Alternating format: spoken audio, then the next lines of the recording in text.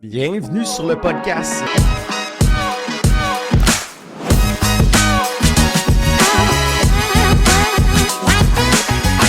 De retour cette semaine, on parle de qu'est-ce que le framework Humble. Donc, c'est un cadre de pensée ou un cadre de réflexion que l'on a développé ici à l'interne chez Open Mind Tech et chez Code & Steel, qu'on a dévoilé pour la première fois au Palais des Congrès l'année passée durant la conférence du STFM, donc qui est le salon de technologie de la fabrication de Montréal. Et c'est un cadre de réflexion pour lequel on a reçu beaucoup de bons commentaires. Donc, on souhaitait vous le partager aujourd'hui parce qu'on pense que ça peut faire une différence dans votre organisation. On pense que vous allez pouvoir l'utiliser et peut-être pousser ça un petit peu plus loin dans votre day-to-day avec vos équipes de gestion et avec vos équipes de projets technologiques. Donc, ce fameux cadre de réflexion-là a pour but de faire réfléchir les entrepreneurs, les collaborateurs dans leurs organisations pour réfléchir à où est-ce qu'il y a un effet de levier qui est non saisi, donc un gain potentiellement saisissable pour atteindre une meilleure productivité, une meilleure profitabilité dans sa propre organisation. Donc, avant de vous dévoiler le tout, je vous introduis à une petite statistique assez impactante qui provient d'une étude de la Fondation Walter G. Summers, qui est reliée à HEC Montréal. Donc, la Fondation, elle publie à chaque année le rapport de productivité et de prospérité du Québec. Et la dernière année où la Fondation a réussi à nous comparer avec d'autres nations d'importance, mais voici comment on se comparait au Québec sous un aspect de dollars de productivité par heure pour le secteur privé. Donc, en français, ça veut dire quoi?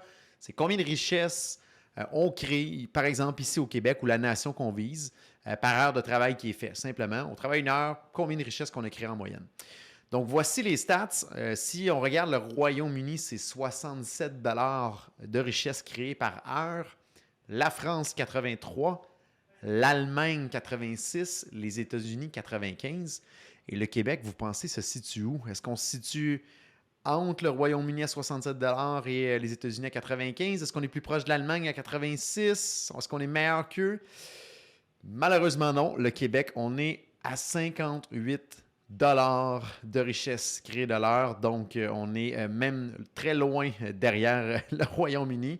Donc, on est 37 de moins de l'heure de richesse créée que les États-Unis pour la même heure qui est travaillée. Donc, on est 64 moins productif que les États-Unis. Et ça veut dire quoi pour ça? C'est que pour chaque heure travaillée que nous, on fait ici au Québec, bien, les États-Unis pourraient prendre une pause de 20 minutes par heure travaillée à chaque heure de la journée, puis ils généreraient encore plus de richesse que nous autres. Puis pour moi, ça, c'est complètement aberrant. Si on le fait sur une logique annualisée, c'est encore pire dans ma tête. Si on transpose ça à l'année, rendu aux vacances de la construction en juillet, les États-Unis pourraient prendre congé jusqu'à Noël et ils créeraient encore plus de richesse que nous. Je ne sais pas comment vous trouvez ça comme statistique, mais pour moi, c'est complètement aberrant. À chaque fois que je relis cette statistique-là, honnêtement, je tombe en bas de ma chaise, ça ne fait pas de sens. Pourquoi les États-Unis sont si performants alors que nous, on est exactement sur le même continent qu'eux? On est juste à côté. Ça ne fait pas de sens dans ma tête.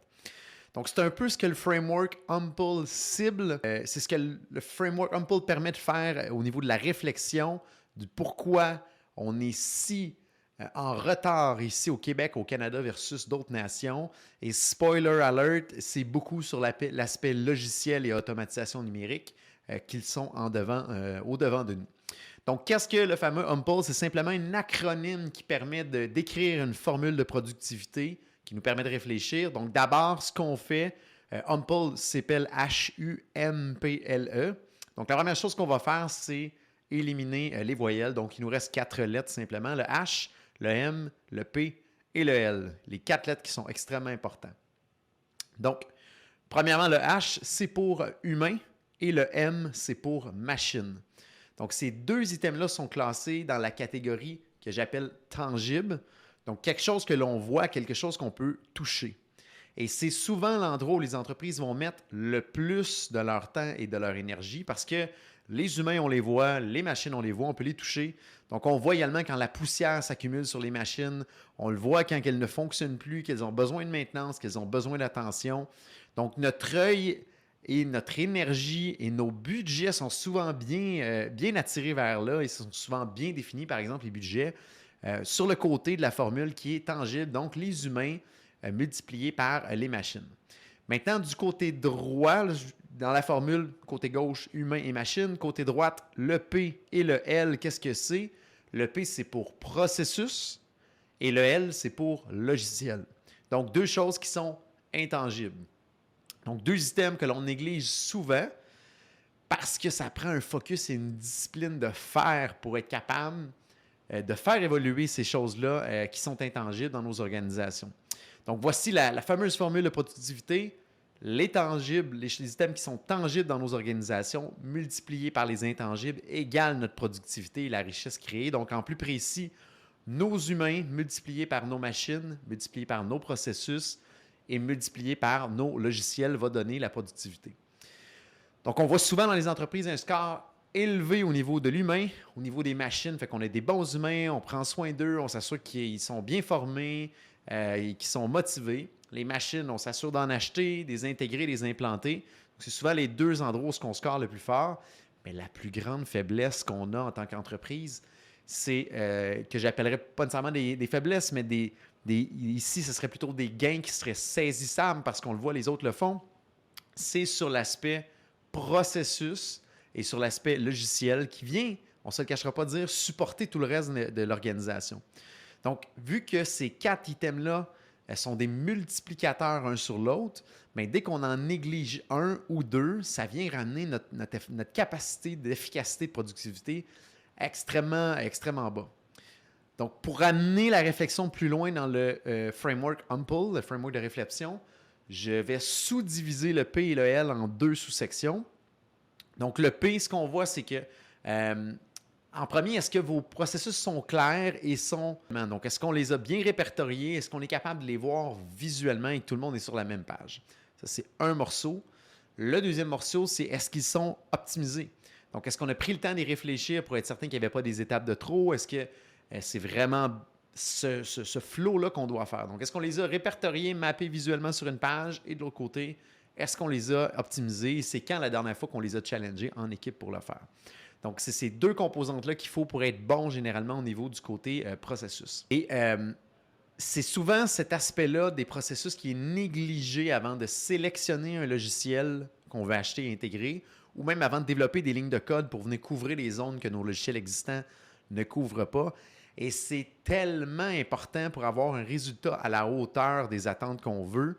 Et c'est pas mal tout le temps l'endroit où on débute l'accompagnement avec nos clients chez Open Mind Tech et chez Code & Steel. Ça fait toute la différence après pour prendre les bonnes décisions et surtout d'informatiser les bonnes choses. Donc, une expression qui dit « garbage in, garbage out ». Excusez-moi, c'est en anglais, mais c'est la même chose. Si vos processus ne sont pas clairs et pas optimisés, bien, vous allez mettre ça dans des logiciels et ce qui va sortir, c'est quelque chose qui n'est pas optimisé au final. Donc, et pour ensuite la lettre L pour logiciel, je sous-décline encore en 2 items à réfléchir.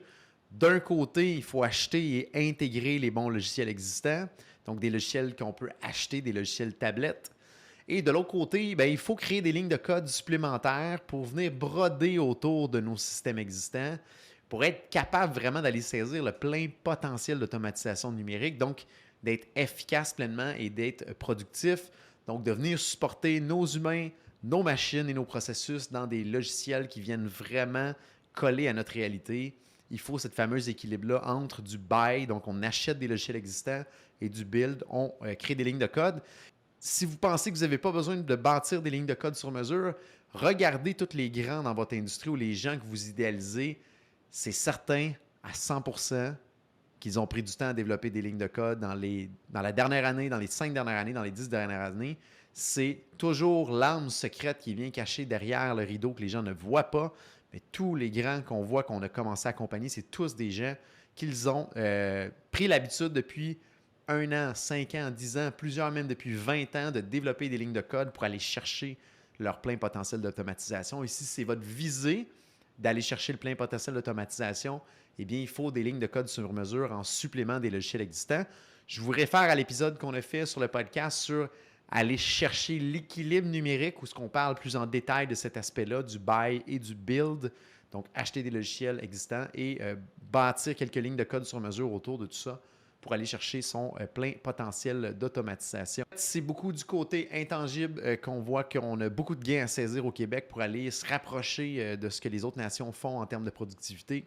On est bon avec les humains, on est bon avec les machines, mais on n'est pas assez focus et discipliné sur les processus et sur les logiciels. Et souvent, on n'a même pas de plan de match ou même pas de vision décrite.